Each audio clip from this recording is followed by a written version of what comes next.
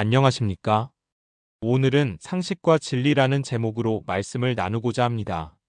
출애굽기 22장 본문을 중심으로 말씀드리겠습니다. 먼저 16절과 17절을 보겠습니다. 어떤 사람이 아직 약혼하지 않은 처녀를 꿰어서 건드리면 그는 반드시 신부의 몸값을 내고 그 여자를 아내로 맞아들여야 한다. 그 여자의 아버지가 자기 딸을 그에게 절대로 주지 않겠다고 하면 그는 처녀를 신부로 데려올 때에 내는 값에 해당하는 금액을 치러야 한다. 이렇게 기록되어 있습니다. 성폭행을 저지른 자가 피해자 여성의 아버지에게 돈을 지불하면 정식으로 아내를 삼을 수 있게 한 법입니다. 만일 피해 여성의 아버지가 딸을 주지 않겠다고 하면 배상금을 내고 처벌을 면할 수 있었습니다.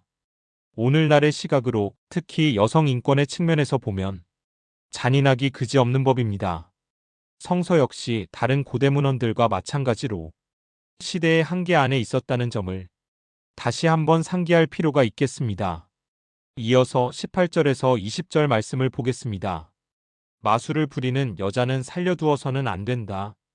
짐승과 교접하는 자는 반드시 사형에 처하여야 한다. 주 밖에 다른 신에게 제사를 드리는 자는 반드시 없애야 한다. 이렇게 기록되어 있습니다. 이런 구절들이 오늘날에도 이웃 종교를 인정할 수 없다는 배타교리를 지지하는 말씀으로 인용되곤 합니다. 하지만 이런 말씀들은 시공을 초월한 진리의 말씀이 아니라 그때 거기 그러니까 서기전 수백 년 전 이스라엘이라는 독특한 시대 환경에서 만들어진 법이라는 점을 이해하는 것이 중요합니다. 짐승과 교접하는 자는 반드시 죽이라는 법이 만들어진 것도 윤리 문제만이 아니라 수간이 주술적 관행으로 즉 종교적 행위로 여겨졌기 때문이라는 해석도 있습니다. 지금까지는 좀 어두운 내용이 많았는데 밝고 따뜻한 내용도 있습니다. 21절에서 27절을 보겠습니다. 너희는 너희에게 몸붙여 사는 나그네를 학대하거나 억압해서는 안 된다. 너희도 이집트 땅에서 몸붙여 살던 나그네였다. 너희는 과부나 고아를 괴롭히면 안 된다. 너희가 그들을 괴롭혀서 그들이 나에게 부르짖으면 나는 반드시 그들의 부르짖음을 들어주겠다. 나는 분노를 터뜨려서 너희를 칼로 죽이겠다. 그렇게 되면 너희 아내는 과부가 될 것이며 너희 자식들은 고아가 될 것이다. 너희가 너희 가운데서 가난하게 사는 나의 백성에게 돈을 꾸어 주었으면 너희는 그에게 빚쟁이처럼 재촉해서도 안 되고 이자를 받아도 안 된다.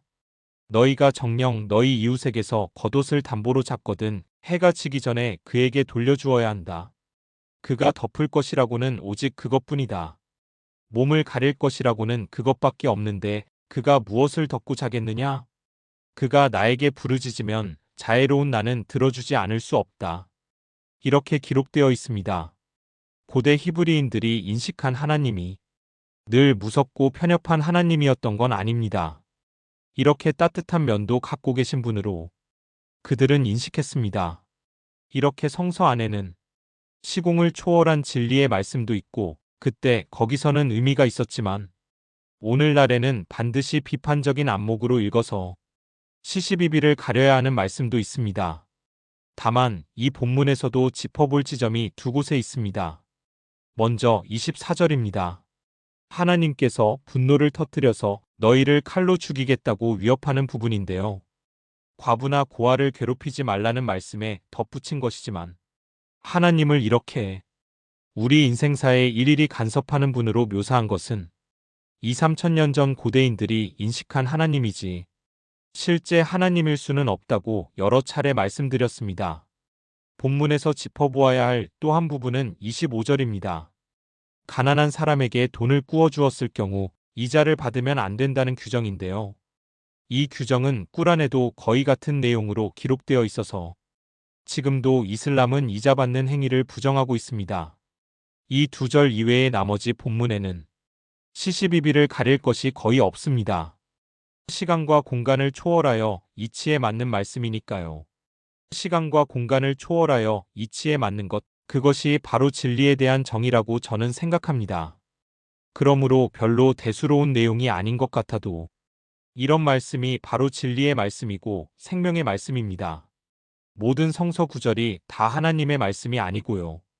너무 싱겁다고 생각할 수 있겠습니다. 하지만 진리는 특별한 데 있지 않습니다. 오히려 일상 가운데 있습니다. 상식 가운데 있고요. 오늘은 여기까지 하겠습니다. 고맙습니다.